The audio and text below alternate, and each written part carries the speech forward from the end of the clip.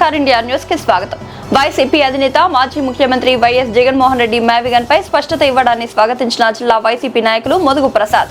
కూటమి ప్రభుత్వం అమరావతి రాజధాని పేరుతో అవినీతి చేస్తోందని, రాష్ట్ర అభివృద్ధి అధోగతి పాలవుతుందని, వైఎస్ జగన్ మ్యావిగన్ ప్రతిపాదన రాష్ట్ర అభివృద్ధికి తోడ్పడుతుందని మోదుగు ప్రసాద్ అన్నారు. కూటమి ప్రభుత్వం అవినీతిమయంగా మారిందని, అమరావతిని చూపిస్తూ ప్రజలను మోసం చేస్తుందని, వైఎస్ జగన్మోహన్ రెడ్డి మ్యావిగన్ ను ప్రజలు స్వాగతిస్తారని అంటున్న మోదుగు ప్రసాద్ తో Sarkar India news senior journalist Pedavarapu Satyanarayana face to face. నమస్తే. ఈ రోజు మనం తిరువూరు నియోజకవర్గం తిరువూరు పట్టణంలో ఎన్టీఆర్ జిల్లా వైసీపీ నాయకులు మోదుగు ప్రసాద్ గారితో మనం ఉండటం జరిగింది. నిన్న జగన్ గారు మాట్లాడుతూ మావిగన్ మీద స్పష్టత చేసిన నేపథ్యంలో మోదుగు ప్రసాద్ గారు వైసీపీ నాయకులు ఏం చెప్తారనేది కొన్ని విషయాలు అడిగి తెలుసుకునే ప్రయత్నం చేద్దాం. సార్ చెప్పండి, మీ నాయకుడు వైఎస్ జగన్మోహన్ రెడ్డి గారు మొదటి నుండి కూడా 3 రాజధానులు అనే విషయాన్ని తీసుకొచ్చిన నేపథ్యం, తర్వాత మావిగన్ ను తీసుకొచ్చిన నేపథ్యం, జగన్మోహన్ రెడ్డి గారి విషయానికి వచ్చే వరకు వైసీపీ నాయకులు మాట తప్పని నాయకుడు, మడిమ తెప్పని నాయకుడు అనే విధంగా మీరు చెప్పుకుంటున్న పరిస్థితి, ఆ విధంగా మీరు ముందుకు వెళ్తున్న పరిస్థితి.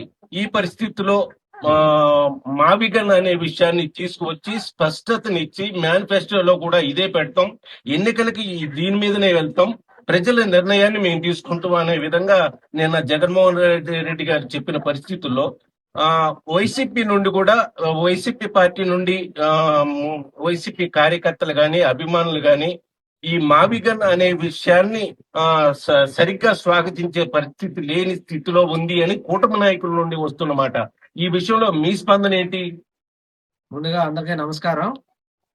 జగన్మోహన్ రెడ్డి గారు మరి 2014-15లో చూసుకుంటే ఆయన ఏదైతే చంద్రబాబు నాయుడు గారు ప్రభుత్వం వచ్చిందో ఆ రోజే మరి విజయవాడ రాజధానిగా మనం ఎన్నుకుంటాం అన్నదానికి ఆ రోజు కూడా జగన్మోహన్ రెడ్డి గారు అంగీకరించారు. మరి అదే విధంగా మరి రాష్ట్రంలోని చంద్రబాబు నాయుడు గారు చేస్తున్నటువంటి ఈ యొక్క అమరావతి రాజధాని ఏదైతే ఉందో, అమరావతికి మేము ఎప్పుడు కూడా వ్యతిరేకం కాదు. కానీ అమరావతిలో జరిగేటటువంటి ఏదైతే ఈ యొక్క కన్స్ట్రక్షన్లు కానీ, అరాచకాలు కానీ, రియల్ ఎస్టేట్ వ్యాపారాలకు కానీ, అదే విధంగా ఇప్పుడు చూస్తా ఉన్నాం మన దేశం మొత్తం మీద కూడా అక్కడ జరుగుతున్నటువంటి కన్స్ట్రక్షన్ లో ప్రతి ఒక్క కన్స్ట్రక్షన్ కూడా దాదాపు 2,500 నుంచి 4,500 రూపాయల వరకే జరుగుతా ఉంది ఎక్కడ చూసినా గానీ. మరి చంద్రబాబు నాయుడు గారు అక్కడ కడుతున్నటువంటి మరి ఆ కన్స్ట్రక్షన్ ప్రతి ఒక్కటి కూడా రోడ్లు కానీ లేదా కన్స్ట్రక్షన్లు కానీ, కన్స్ట్రక్షన్ చూసుకున్నట్లయితే 14,500 రూపాయల నుంచి 20,000 రూపాయలు స్క్వేర్ ఫీట్ కి ఎస్ఎఫ్టీకి తీసుకుంటున్న పరిస్థితి మనం చూస్తా ఉన్నాం. అంతేకాకుండా రోడ్లు, మరి అదే విధంగా డ్రైనేజ్ సిస్టమ్, అక్కడ ఏదైతే అమరావతి నిర్మాణం జరుగుతుందో అక్కడ మొత్తం కూడా కొండవీడి వాగు నుంచి వచ్చే వరదకే అది మునిగిపోయే పరిస్థితులు మనం చూస్తా ఉన్నాం. ఇప్పటికే 100 కోట్ల రూపాయలు నీళ్లు ఎత్తి పారబోయడానికే సరిపోతున్నాయి. మరి మనం రాష్ట్రం అసలే ఆర్థికంగా ఎనుగుపడిపోయి ఉంది. వచ్చే ఆదాయాన్ని మొత్తాన్ని కూడా మనం దానికే పెట్టుకుండా పోతే ఎప్పటికీ ఈ రాజధాని పూర్తవుతుంది అని చెప్పేసి జగన్మోహన్ రెడ్డి గారు ఆలోచిస్తా ఉన్నారు. దాదాపు ఇప్పుడు 2 లక్షల కోట్ల రూపాయలు తీసుకొచ్చి అమరావతి నిర్మాణాన్ని చేస్తా అంటున్నారు. దాంట్లో కేవలం 10% పెట్టుకుంటే ఇప్పుడు ప్రజెంట్ గా ఉన్నటువంటి నగరాలనే మావిగన్ అంటే దానికి మా అంటే మచిలీపట్నం, వి అంటే విజయవాడ, గన్ అంటే గుంటూరు, ఈ 3 నగరాలను కూడా వాళ్ళకి ఒకవేళ ఆ పేరు నచ్చకపోతే ఆ పేరు మార్చుకోండి అని కూడా జగన్మోహన్ రెడ్డి గారు స్పష్టం చేశారు.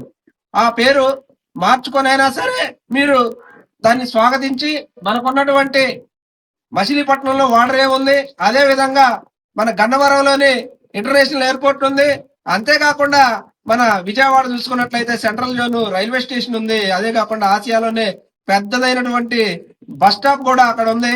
అదే విధంగా జంట నగరాలు కలుపుకుంటూ గుంటూరు, విజయవాడ నగరాలు కూడా మనకి అభివృద్ధి అవుతాయి. కాబట్టి మావిగన్ అనేది తీసుకుంటే ఖచ్చితంగా మన రాష్ట్రం తక్కువ బడ్జెట్ లోనే కేవలం 2 లక్షల కోట్ల రూపాయలు పెడదాం అనుకున్నట్టు చంద్రబాబు నాయుడు గారు మరి అక్కడ దోపిడీకి గురవుతున్నాయి.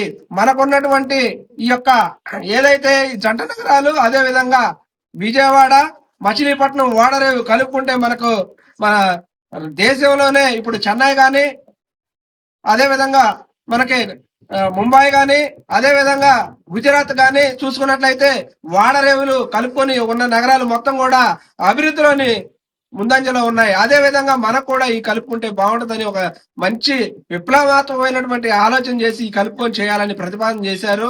అదే విధంగా ఇప్పుడు నిన్న ప్రెస్ మీట్ కూడా చూస్తా ఉన్నాం మనం. అయితే సార్ మావిగన్ అనేది అన్ని రకాలుగా సౌకర్యవంతంగా ఉంది. వైసీపీ పార్టీ నుండి కూడా ప్రతి ఒక్కరిలో స్వాగతిస్తున్నారనే విషయాన్ని మీరు చెప్తున్నారు. అయితే సార్ ఇప్పుడు విషయానికి వచ్చే వరకు ఈ 3 రాజధానుల కాన్సెప్ట్ తీసుకున్న నేపథ్యంలో ఆ 3 రాజధానులు ఎప్పుడైతే కాన్సెప్ట్ తీసుకున్నారో మీరు ప్రభుత్వంలో ఉండగా దీనికి వ్యతిరేకంగా రాష్ట్ర ప్రజలు వ్యతిరేక తీర్పు ఇచ్చిన నేపథ్యంలో 11 సీట్లకు రావడానికి కారణం కేవలం 3 రాజధానులు తీసుకోవడమే అనే విధంగా ఎన్నికలైన తర్వాత వచ్చిన మాట. కొందరు వైసీపీ నాయకులు కూడా దీన్ని సమర్థించిన పరిస్థితి ఉన్న నేపథ్యం. ఇవాళ మావిగన్ అనే విషయాన్ని తీసుకొచ్చిన నేపథ్యంలో మేనిఫెస్టోలో కూడా పెట్టి ఎన్నికలకు వెళ్తామంటున్నారు. గెలుపు ధీమా ఉందా? ఈ మావిగన్ పేరు మీద వెళ్ళడం ద్వారా వైసీపీ పార్టీ గెలిచే అవకాశం ఉందా? గెలుపు ధీమా ఉందా? జగన్మోహన్ రెడ్డి గారి ఆలోచన ఏంటి అంటే మీరు ఏం చెప్తారు? ఖచ్చితంగా జగన్మోహన్ రెడ్డి గారు పేదల పక్షపాతి, రైతుల పక్షపాతి, విద్యార్థులకు కూడా అన్నలాగా ఆదుకునే వ్యక్తి అతను. ఏదైతే మనం చూసుకున్నట్లయితే పోయినసారి కూడా విద్యార్థులు అందరూ కూడా మెడికల్ కాలేజీలు తీసుకొచ్చారు. మరి పేదవాళ్ళందరూ కూడా డెవలప్ అవ్వాలని చెప్పేసి ప్రతి వార్డులోని, ప్రతి ఊర్లోని, ప్రతి దాంట్లోని కూడా మన ఏదైతే ఈ వాలంటీర్ సిస్టమ్ తీసుకొచ్చే సచివాలయ వ్యవస్థనే సృష్టించి ఎక్కడైనా కానీ అన్ని ప్రాంతాల్లో కూడా అభివృద్ధి జరగాలి అని చెప్పేసి మనకి సచివాలయ వ్యవస్థను ఏర్పాటు చేసి అయినటువంటి జగన్మోహన్ రెడ్డి గారు నా రాష్ట్రంలోని ఉన్నటువంటి 3 ప్రాంతాలు కూడా ఏదైతే మన రాయలసీమ, కోస్తాంధ్ర, ఆంధ్ర ఈ 3 చూసుకున్నట్లయితే 3 ప్రాంతాల్లో కూడా అభివృద్ధి అవ్వాలని చెప్పి ఆకాంక్షతోనే మరి ఆ రోజు నేను 3 రాజధానులు పెట్టడానికి ఆలోచన చేశారు. అంతేకాని రాష్ట్రం వెనుకబడితనానికి అయితే కాదు. మరి ఇప్పుడు కూడా అదే స్టాండ్ మీద చూస్తా ఉన్నాం. మరి ఇప్పుడు ఉన్నటువంటి పరిస్థితుల్లోనే మీరు అంటున్నారు వైసీపీకి ఆ రాజధాని వల్లే మరి ఈ రోజు 11 సీట్లు వచ్చాయనే విధంగా నేను అనడం కాదు. మీ పార్టీ నాయకులే ఓటమి తర్వాత కొంతమంది మాట్లాడిన పరిస్థితి, కూటమి సభ్యులైతే మొత్తం మాట్లాడిన పరిస్థితి, అది నేను మాట్లాడింది. ఎప్పుడైనా సరే మన రాష్ట్రంలోనే ఉన్నటువంటి మధ్య తరగతి వ్యవస్థ ఎవరైనా తాయిలాలు ఇస్తారంటే వాళ్ళు కాసంత అటు ఇటుగా మారటం జరుగుతా ఉంది. మనం చూసుకున్నట్లయితే సూపర్ 6 లోని అసలు ఎవరు ఇవ్వనటువంటి హామీలు అది చంద్రబాబు నాయుడు గారు అమలుపరచలేకపోతే నాది షూరిటీ అని చెప్పేసి పవన్ కళ్యాణ్ గారు హామీ. చూసారా? ఎవరికైనా సాధ్యమైద్దా? ఇప్పుడు ప్రతి ఇంట్లోనే ఉన్నటువంటి మహిళకు 18 సంవత్సరాల నుంచి 59 సంవత్సరాల లోపు ప్రతి మహిళకు కూడా మరి నెల 1500 రూపాయలు ఇస్తానని వాగ్దానం చేయటం ఎంతవరకు కరెక్ట్ అండి? అదే సాధ్యమయ్యే పనేనా? మరి ఏడాది 3 సిలిండర్లు ఇస్తామని చెప్పారు. ఏడాది 3 సిలిండర్లు అన్నారు. ఇప్పుడు 2 ఏళ్లు గడిచిపోయినా కానీ ఒక సిలిండర్ కూడా అందింది కొంతమందికి అయితే అందలేదు. అది కూడా వెలుగు పథకంలో ఉన్న వాళ్ళకే. అదే విధంగా చూసుకున్నట్లయితే ప్రతి ఒక్కటి కూడా విద్యార్థులకి 20 లక్షల ఉద్యోగాలు అని చెప్పారు. ఇంత మట్టికి 20 లక్షల ఉద్యోగాల్లో ఎన్ని లక్షలు ఇచ్చారు? ఏమైనా ఉద్యోగాలు ఏమైనా ఇచ్చారా? లేదు. ఉద్యోగాలు ఇవ్వలేకపోతే చదువుకున్న నిరుద్యోగులు ప్రతి ఒక్కరు కూడా 3,000 రూపాయలు ఇస్తారని హామీ ఇచ్చారు. అది ఏమైనా ఇచ్చారా? కేవలం చంద్రబాబు నాయుడు గారు అదే విధంగా పవన్ కళ్యాణ్ గారు ఈ ఏదైతే ఈ యొక్క హామీలు ఉచితాలు అనే వీటికి కొంతమందిని దాంట్లోనే ప్రలోభపడి చేశారు. అంతేకాకుండా వాలంటీర్ వ్యవస్థ ఉంది. వస్తే మా కూటమి ప్రభుత్వం అధికారంలోకి వస్తే 10,000 రూపాయలు ఇస్తానని చెప్పి వాళ్ళకి ఆశ కల్పించి మరి ఈ రోజు వాలంటీర్ వ్యవస్థకి కొట్టినటువంటి దెబ్బ మావుందండి. వాళ్ళ కనీసం వాళ్ళకి గుర్తింపు కూడా లేకుండా మరి ఆ విధంగా చేయడం ఎంతబట్టి కరెక్ట్? ఇలాంటి ఉచితాలు అని చెప్పేసి జనాల్ని ప్రలోభ పెట్టి చేసినటువంటి ప్రయత్నంలో ఈ రోజు ఇలాగ అయిపోయింది. అంతేకాకుండా మనం చూస్తా ఉన్నాం రాహుల్ గాంధీ గారి పైన కేంద్రంలో ఏదో పోరాటం చేస్తా ఉన్నారు. ఓట్లు ఏదో ఈ మధ్య కాలంలోనే ఈవీఎం ట్యాంపరింగ్ జరుగుతుందని మన రకరకాలుగా ఓట్ చోరీ జరుగుతుందని చూస్తా ఉన్నాం. ఇందులో అలాంటి ఏమైనా జరిగి ఉండొచ్చే తప్ప జగన్మోహన్ రెడ్డి గారికి రాజధాని గురించి కానీ వారి యొక్క పరిపాలన గురించి కానీ జనాల్లోని ఎక్కడ కూడా ఎలాంటి ఇది లేదు. చక్కగా జగన్మోహన్ రెడ్డి గారు ప్రతి ఒక్క పేదవాడికి, ప్రతి ఒక్క ఆటో కార్మికుడికి, మిషన్ కుట్టుకునే వారికి, మత్స్య కార్మికులకి, అంతేకాకుండా ఈ ఆశా వర్కర్లకే చూసుకున్నట్లయితే మరి ఆ రోజు 2,000 రూపాయలు ఉన్నటువంటి ఆశా వర్కర్లకు 10,000 రూపాయలు చేసినటువంటి గొప్ప మనసున్న నాయకుడు జగన్మోహన్ రెడ్డి గారు. జగన్మోహన్ రెడ్డి గారు ప్రతి రోజు ప్రతి నిత్యం కూడా నా రాష్ట్రం బాగుండాలి, నాకున్న దాంట్లో నేనేదన్నా నా పీరియడ్ లో చేయాలనే తపనతోనే చేస్తా ఉన్నాడే తప్ప మీరన్నట్టు ఏదో ఈ యొక్క రాజధాని అంశం మీద మేమేం భంగపాటు జరగలేదు. ప్రతి ఒక్క ఊరిలోని కూడా మాకు సచివాలయం ఏర్పాటు చేసినటువంటి గొప్ప వ్యక్తి మా యొక్క జగన్మోహన్ రెడ్డి గారు. అయితే సార్, రాజధాని విషయం వల్ల ఎటువంటి ఇబ్బంది కలగలేదు. కేవలం చేసిన సంక్షేమ పథకాలు అన్ని ఉన్నాయి. కేవలం ఈవీఎం లో ఏదో పొరపాటు జరగటం వల్లే వైసీపీ ఓటమికి కారణం అనే విధంగా మీరు చెప్పుకుంటూ రావడం జరిగింది. అయితే సార్, నిన్న ప్రెస్ మీట్ లో ఒక కొత్త విషయాన్ని జగన్మోహన్ రెడ్డి గారు ప్రస్తావించిన పరిస్థితి ఉంది.